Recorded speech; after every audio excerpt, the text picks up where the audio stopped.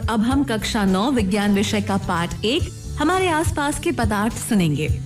Diet Jodhpur के निर्देशन में इस पाठ का आलेखन किया गया है रीना चौहान जी द्वारा और समीक्षा की है संयुक्ता गुप्ता जी और मंजू शर्मा जी ने। आओ पाठ सुनते हैं। नमस्कार प्रिय विद्यार्थियों, आज हम कक्षा 9 के पाठ क्रमांक 1 जिसका शीर्षक है हमारे आसपास के पदार्थ के बारे में वार्ता करेंगे। जिज्ञासा मानवीय स्वभाव का वह हिस्सा है जिसके कारण मनुष्य हमेशा अपने आसपास को जानने व समझने को प्रेरित रहता है। अपने चारों ओर नजर दौड़ाने पर हमें विभिन्न प्रकार की वस्तुएं दिखाई देती हैं, जिनका आकार, आकृति और बनावट अलग अलग होती है। इस विश्व में प्रत्येक वस्तु जिस सामग्री से बनी होती है उसे वैज्ञानिकों ने पदार्थ का नाम दिया है।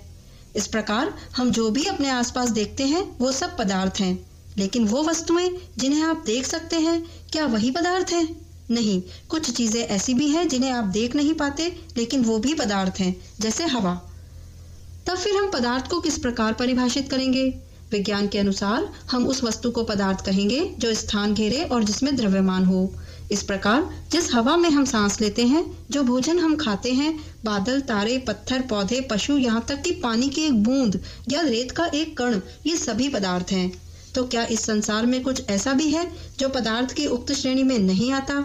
आपको उत्तर मिलेगा हाँ। हमारी भावनाएं, महसूस किए गए अनुभव, संगीत या आवाज जो हम सुनते हैं और हमारे विचार, ये सब पदार्थ नहीं होते हैं, क्योंकि ये ना तो स्थान ही घेरते हैं, यानी ना तो इनका आयतन ही होता है और ना ही ये कोई द्रव्यमान रखते हैं। अब यहाँ पर जो ये द्रव्यमान शब्द आया है, इसको समझते हैं। द्रव्यमान का अर्थ है कोई वस्तु कितनी भरी है, यानी उसमें कितने परमाणु उपस्थित हैं। द्रव्यमान हर स्थान पर समान या निश्चित रहता है। ऐसा यूनिट में द्रव्यमान को किलोग्राम से मापते हैं और इसे केजी से प्रदर्शित करते हैं, जैसे 1 किलोग्राम आटा, 10 किलोग्राम चीनी। जबकि आयतन का मात्रक घन मीटर होता है, इसे एम क्यूब से दर्शाया जाता है। भारत के प्राचीन दार्शनिकों ने पदार्थ को 5 मूल तत्वों पृथ्वी, जल, अग्नि, वायु और आकाश में वर्गीकृत किया, जिन्हें पंचतत्व कहा गया है। यूनानी दार्शनिकों ने भी पदार्थ को इसी प्रकार वर्गीकृत किया, जबकि आधुनिक वैज्ञानिकों ने पदार्थ को भौतिक गुणधर्म एवं रासायनिक प्रकृति के आधार पर 2 प्रकार से वर्गीकृत किया है। यहाँ हम इसके भौतिक गुणधर्मों पर ही चर्चा करेंगे। तो चलिए जानते हैं पदार्थों के भौतिक स्वरूप के बारे में। इसके अनुसार सभी पदार्थ कणों से मिलकर बने होते हैं। ये किस प्रकार के होते हैं, इस प्रयोग द्वारा समझते हैं। हम एक गिलास में पानी लेते हैं जिसमें पोटेशियम परमैंगनेट का एक क्रिस्टल डालते हैं और मिलाते हैं। गिलास का जल रंगीन हो जाता है। अब एक दूसरा जल से भरा गिलास लेते हैं, इसमें पहले वाले गिलास के रंगीन जल की 1 चम्मच भरकर मिलाते हैं। इसका पानी भी रंगीन हो जाएगा। हाँ, प्रथम गिलास की अपेक्षा थोड़ा हल्का होगा। अब एक और पानी से भरे गिलास में फिर 1 चम्मच रंगीन पानी दूसरे हल्के रंगीन पानी वाले गिलास से लेकर मिलाते हैं। क्या इसका रंग बदलता है? हाँ, इसका भी रंग बदलता है, हालांकि तुलनात्मक रूप से हल्का होता है। यह प्रयोग दर्शाता है कि पोटेशियम परमैंगनेट के बहुत थोड़े से क्रिस्टल से पानी की बहुत अधिक मात्रा भी रंगीन हो जाती है। इससे हम ये निष्कर्ष निकालते हैं कि पोटेशियम परमैंगनेट के केवल एक क्रिस्टल में कई सूक्ष्म कण होंगे। ये कण छोटे छोटे कणों में विभाजित होते रहते हैं। अंत में एक स्थिति में ये और छोटे भागों में विभाजित नहीं किए जा सकते हैं। पोटेशियम परमैंगनेट की जगह 2 मिलीलीटर डेटॉल से भी हम ये क्रियाकलाप कर सकते हैं और पाते हैं कि लगातार विभाजित होते जाने पर भी उसकी गंध हमें मिलती रहती है। अतः हम कह सकते हैं कि पदार्थ कणों से बने होते हैं और ये कण अत्यंत छोटे होते हैं। पदार्थ को बनाने वाले इन कणों की प्रमुख विशेषताएं क्या होती हैं? वो किसी पदार्थ में एक दूसरे के साथ किस प्रकार जुड़े रहते हैं, आइए जानते हैं। एक बीकर को जल से आधा भरकर जल के स्तर पर निशान लगा देते हैं। अब इस जल में थोड़ी शर्करा को कांच की छड़ की मदद से घोलते हैं। अब प्रेक्षण करते हैं। हम देखते हैं कि पहले पानी का चिन्हित स्तर बढ़ जाता है। ऐसा इसलिए होता है क्योंकि मिलाई गई चीनी का भी स्वयं का द्रव्यमान और आयतन होता है। ये भी तो एक पदार्थ है ना। लेकिन थोड़ी देर बाद हम देखते हैं कि पानी का स्तर वापस चिन्हित स्तर को प्राप्त कर लेता है। ऐसा क्यों हुआ? असल में चीनी और भी छोटे कणों में टूटकर पानी के कणों के बीच के खाली स्थानों में समावेशित हो गई। यह दर्शाता है कि पदार्थ के कणों के बीच पर्याप्त रिक्त स्थान होता है। प्रिय विद्यार्थियों, आपने अनुभव किया होगा जब एक बुझी हुई सुगंधित अगरबत्ती एक कमरे में रखी होती है तो अगरबत्ती की महक कमरे तक महसूस की जा सकती है, लेकिन जब इसे जला देते हैं तो इसकी सुगंध कमरे से बाहर भी दूर दूर तक पहुंचने लगती है। ऐसा इसलिए होता है क्योंकि इसके जलते हुए कण तेज गति करना शुरू कर देते हैं और धुएं के रूप में हवा में मिलते चले जाते हैं। इसी तरह जब रसोई में भोजन पकता है तब बाहर से ही आप उसकी गंध से अनुमान लगा पाते हो कि क्या बन रहा होगा। इत्र की बंद और खुली शीशी भी इसी प्रकार का अनुभव कराती है। अब एक प्रेक्षण करो। एक बीकर में पानी भरा है जो कि अभी रंगहीन है। जब इसमें थोड़ा सा कॉपर सल्फेट डालते हैं तब थोड़ी देर में बीकर का जल नीला हो जाता है। आप बता सकते हो ऐसा क्यों होता है? क्योंकि कॉपर सल्फेट के टुकड़े ने या कहें इसके कणों ने गति करना शुरू किया और प्रत्येक जल के कण तक पहुंचकर उसके रिक्त स्थानों में समावेशित हो उसे नीला रंग प्रदान कर दिया। इस प्रकार इन उदाहरणों और प्रेक्षण के आधार पर हम इस निष्कर्ष पर पहुंचते हैं कि पदार्थ के कण निरंतर गति करते रहते हैं और जब तापमान बढ़ता है तो इन कणों में गति करने के कारण जो गतिज ऊर्जा निहित होती है वह भी बढ़ जाती है, जिससे कण और भी तेजी से गति करने लगते हैं। अभी वर्णित प्रयोग में एक प्रेक्षण और होता है। यहाँ पदार्थ के कण अपने आप ही एक दूसरे के साथ आपस में मिलते जाते हैं और इस प्रकार से दो विभिन्न पदार्थों के कणों का स्वतः मिलना विसरण कहलाता है। ऐसा कणों के रिक्त स्थानों में समावेशित हो जाने के कारण होता है। आइए अब जानते हैं पदार्थ के कणों की अगली विशेषता को। जब हम जल का नल खोलकर जल की धार को अपनी उंगली से काटने का प्रयास करते हैं तो क्या जल की धार कटती है? इसका उत्तर होगा नहीं। दो धारों में बंटकर जब ये धाराएं उंगली से आगे बढ़ती हैं तो ये फिर एक धारा में बहने लगती है। ऐसा इसलिए होता है क्योंकि पानी के कण आपस में एक दूसरे को अपनी ओर खींचते हैं। वास्तव में सभी पदार्थों के कणों के बीच एक बल कार्य करता है जिसके कारण ये एक दूसरे को अपनी तरफ खींचते हैं या यूं कहीं आकर्षित करते हैं। इसे आकर्षण बल कहते हैं। ये खींचने की क्षमता या इस आकर्षण बल का प्रभाव या सामर्थ्य प्रत्येक पदार्थ में अलग अलग होता है। इस प्रकार हम अब जान गए हैं कि पदार्थ के कणों के 3 अभिलाक्षणिक गुण हैं। पहला, पदार्थ के कणों के बीच रिक्त स्थान होता है। दूसरा, ये कण निरंतर गतिशील होते हैं और तीसरा ये कि पदार्थ के कण एक दूसरे को आकर्षित करते हैं। अपने आसपास के पदार्थों को ध्यान से देखने पर हम पाते हैं कि पदार्थ मुख्यतः अपने 3 रूप में विद्यमान हैं: ठोस, द्रव और गैस। पदार्थ की ये 3 अवस्थाएं इसका भौतिक वर्गीकरण है। ये विभिन्न अवस्थाएं पदार्थ के कणों की विभिन्न विशेषताओं के कारण होती हैं।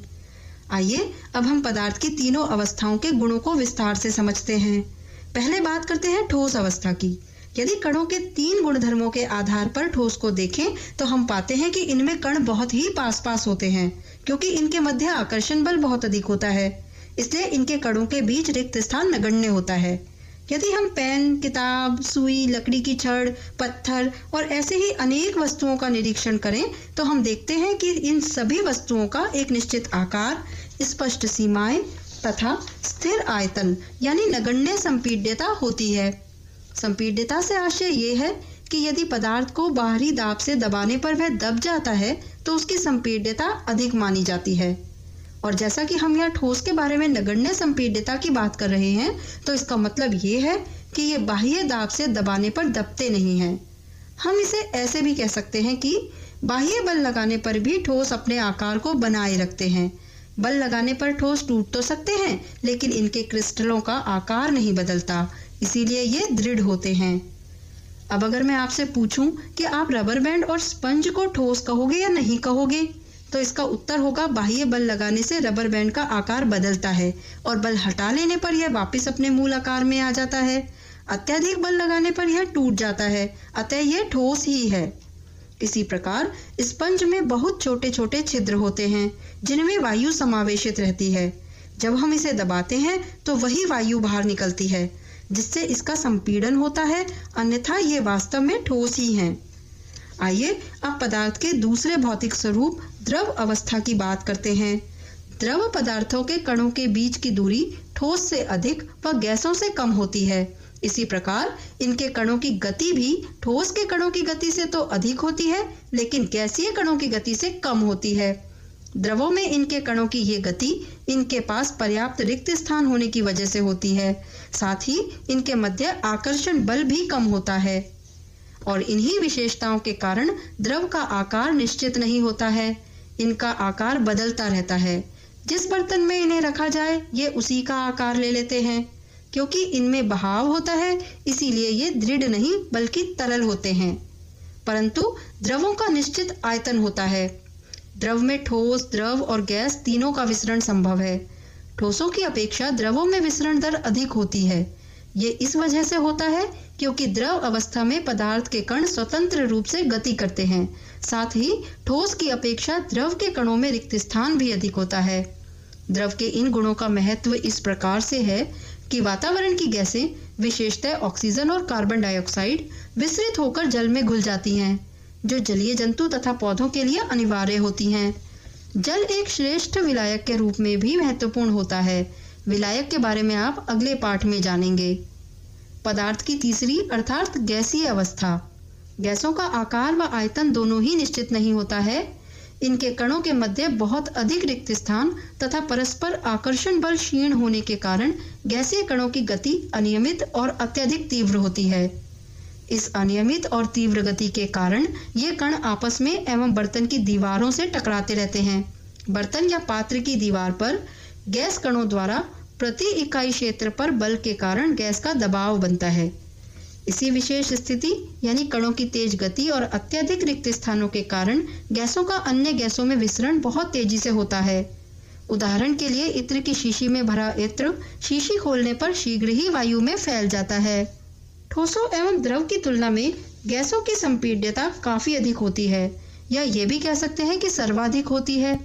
इस गुण का उपयोग गैस के अत्यधिक आयतन को एक कम आयतन वाले सिलेंडर में संपीड़ित कर किया जाता है और आसानी से एक स्थान से दूसरे स्थान तक भेजा जा सकता है। हमारे घरों में खाना बनाने में उपयोग की जाने वाली द्रवीकृत पेट्रोलियम गैस यानी LPG या अस्पतालों में दिए जाने वाले सिलेंडर में संपीड़ित गैस ही होती है। आजकल वाहनों में ईंधन के रूप में संपीड़ित प्राकृतिक गैस, जिसे संक्षेप में CNG कहते हैं, का उपयोग होता है। तो ये थी पदार्थ की तीनों अवस्थाएं और उनका महत्व। प्रकृति में पदार्थों की प्रत्येक अवस्था मानव एवं सबके लिए उपयोगी होती है। ये हम इस पाठ के माध्यम से जान रहे हैं। पदार्थ की तीन अवस्थाओं के गुणधर्म पढ़ने के बाद अब सवाल आता है कि क्या पदार्थ की अवस्था में परिवर्तन किया जा सकता है? यानी अगर हम ठोस को द्रव और द्रव को गैस में बदलना चाहें या फिर इसके विपरीत गैस को द्रव और द्रव को ठोस में परिवर्तित करना चाहें तो क्या ये संभव है? तो बिल्कुल, पदार्थ की भौतिक अवस्थाओं में परिवर्तन किया जा सकता है और इसको करने के दो तरीके हैं। पहला तरीका है तापमान में बदलाव करके। अगर किसी पदार्थ के तापमान में बदलाव करें, तापमान बढ़ाएं या घटाएं तो उसकी अवस्था बदली जा सकती है। दूसरा तरीका है दाब में बदलाव करके। दाब यानी प्रेशर कम या अधिक करके भी पदार्थ की अवस्था को बदला जा सकता है। अब इन दोनों यानी तापमान में बदलाव एवं दाब में बदलाव के द्वारा अवस्था परिवर्तन का एक एक उदाहरण देखते हैं। बर्फ एक ठोस है, इसे द्रव यानी जल में परिवर्तित करने के लिए इसे गर्म करते हैं। गर्म करने पर यह पानी बन जाती है। अब यदि इस पानी जो कि एक द्रव अवस्था है को हम गैस अवस्था में बदलना चाहते हैं तो इसका तापमान और बढ़ाते हैं। तापमान बढ़ाने पर इसकी भाप बनने लगेगी, यानी द्रव से गैस अवस्था में परिवर्तन हो जाएगा। इस प्रकार हमने ठोस को द्रव व द्रव को गैस अवस्था में परिवर्तित किया। अब हम इसका बिल्कुल उल्टा भी कर सकते हैं। भाप या वाष्प को ठंडा किया जाए, यानी तापमान कम करने पर यह पुनः पानी में परिवर्तित हो जाएगी। इस जल को और ठंडा करने पर, फ्रीजर में रखने पर अंततः ये बर्फ में बदलकर ठोस अवस्था ग्रहण कर लेगा। ये तो था तापमान में बदलाव द्वारा अवस्था परिवर्तन।